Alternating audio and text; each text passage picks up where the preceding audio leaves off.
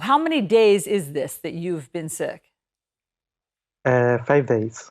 You look great. I've got to say, you look great. And you've been charting the course of your illness on Twitter for people. So can you just take us through it? Day one, what were your symptoms? Day two, what were your symptoms? Day three, and so on. Sure.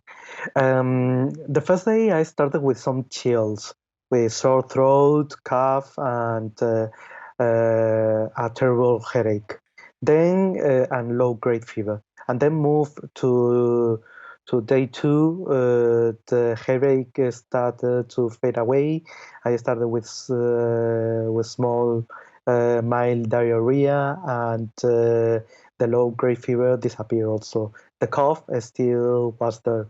And day three, I started to feel a little bit better. As you were talking, we put up an ultrasound. You have an ultrasounds every day of your lungs. And if we could just put those up again, it's hard for us to know what we're seeing, of course, but what do you see happening in your lungs through day four? What I see, my ultrasound is opacities, which is correlates with a pneumonia. So the translation to my ultrasound will be pneumonia. So you had pneumonia. You developed pneumonia Yeah. because of this. Yes. The pneumonia is common in this disease, and right now I'm doing just fine. That's amazing, doctor, and we're so happy to hear that. You are, as we say, a doctor at University Hospital in Madrid, Spain. Doctors, of course, are Yes. hyper cautious. I mean, you all wear gloves, you wash your hands all the time, you wear protective garments. And so, do you know exactly how you caught coronavirus, or is it just community spread at your hospital? One of my colleagues was positive probably way before the rest of us. So this is a message I want to send to all my doctor fellows, colleagues, to be careful. Anyone who is symptomatic should avoid any contact or even work. That's interesting. So, in other words, before you all started wearing all of the protective garments, one of your colleagues was positive and probably spread it through touch, through coughing, Yes. through a surface? Yes, back then, nobody knew that was positive, but after my positive test, he got it done as well and turned to be it. And since he was the first with symptoms, we guess he could be the source. Hmm. Doc, when are you going to be able to go back to work?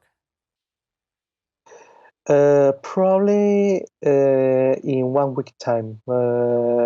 Hopefully, if everything goes right, I can, as soon as I don't have symptoms, I can repeat my test, and if it turns negative, I can go back to work. And yep, probably my bosses will put me in the front line to see all patients. Well, Dr. Yale Tung Chen, everyone appreciates being able to watch what you went through and then watch your quick recovery.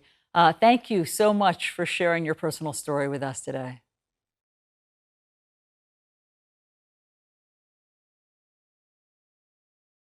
All week long, we've been getting all sorts of questions about the coronavirus. They keep coming in. They're different questions from last week and different from the week before.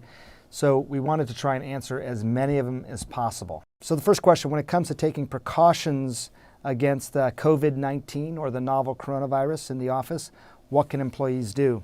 I think the basics definitely apply, obviously. If you are sick, don't come to work. I mean, that's true with or without a coronavirus infection spreading. If you see somebody sick, obviously don't be near that person.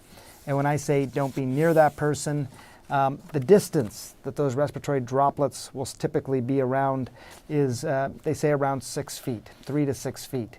So that's a safe sort of distance in terms of a social distance within an office space, within any kind of space, really.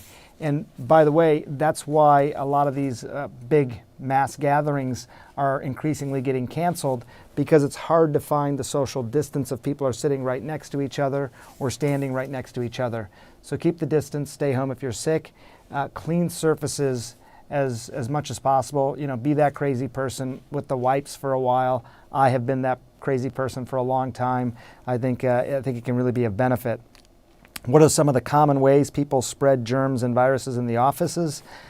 Same thing. They spread it typically through these respiratory droplets and then by touch. Touching things, moving your hand, touching something else, moving the virus from one place to another place, and then someone touches it and they get infected. So try not to touch things. I think it's hard. And when I say touch things, I mean touch objects, touch surfaces, touching your face. Try not to do that as much as possible. What would you do? What would you recommend to keep our mental health in check as we increase social distancing and working remotely? It's a great question, and I'm thinking about it a lot personally with my own family, my own friends. First of all, social distancing does not need to mean social isolation. Okay, I think there's many ways that we can still stay connected, and maybe we can even stay more connected than we typically do. One thing about this virus is I've been reporting on it for so long now and talked to so many people here in the United States and in other places around the world, is that there's this realization, I think, that we're all in this together. This is a pathogen that affects everyone and doesn't discriminate against anyone. We're all in this together, and we are in a position now where our individual behaviors have such an impact on the people around us. Your health is so dependent on how I behave, and my health is so dependent on how you behave. So if you are practicing good hygiene and making sure you're not a source of spread, you're doing it not just for yourself, you're doing it for all the people around you as well. And I think there's something that's in a way, it brings us together in a way that I have not seen before.